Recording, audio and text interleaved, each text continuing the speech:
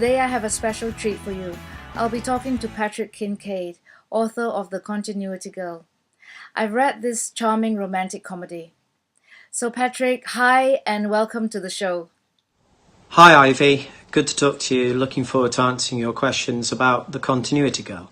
I have a question for you that both readers and writers are curious about. Tell us about your creative process and how you brainstorm ideas. It's a good question, but I've really no idea where the ideas come from. I think I carry a lot of them around with me all the time, and then something comes along that triggers something. I think in this instance with The Continuity Girl, it felt like a light bulb moment because I was on Loch Ness on a tour with my wife. I'd just got married. We're on honeymoon, and the tour guide told us that he had been a Loch Ness monster hunter in the 1960s and had seen the model Loch Ness monster that Billy Wilder had made for the Private Life of Sherlock Holmes. He'd seen it sink beneath the surface of the loch. I'd had an idea about writing something about a continuity girl, about these women in the British film industry who were quite often the only woman on the film set. And at when this came along, it made that idea viable. That's really interesting, and I agree with you there. What do you think makes a novel romantic and funny? I never really knew that I would write a romantic comedy. I suppose being on honeymoon fed into that a bit and made that more likely to happen than not. I think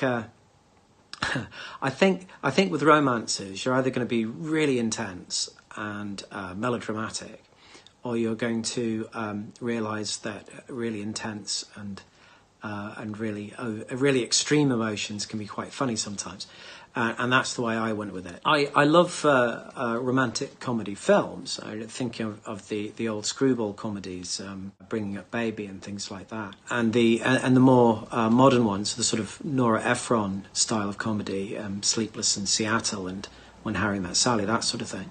And of course the Billy Wilder films. I mean, particularly those films he was making with I.A.L. Diamond, who he co-wrote The Private Life of Sherlock Holmes with. But I'm thinking of things like The Apartment and The Fortune Cookie and Avanti, maybe, which are broadly speaking romantic comedies. And I think I had those things in mind. I think there's a lot of recognition in romantic comedies. It's about those times when maybe we've behaved quite badly. Or not behaved as well as we might, because we're in extremis. We have these extreme emotions that we're having to deal with. I can see how your characters are attractive to the reader and how they ring true. What kind of characters do you like as a writer and a reader, and why? I think in some genres people really like characters who shape the action, who are dynamic and strong. And I know people who only want to read about that sort of character. I have to say I'm not one of them. I like characters who have flaws. I mean, the great Shakespearean tragic heroes have flaws, but it's better if the flaws are funny.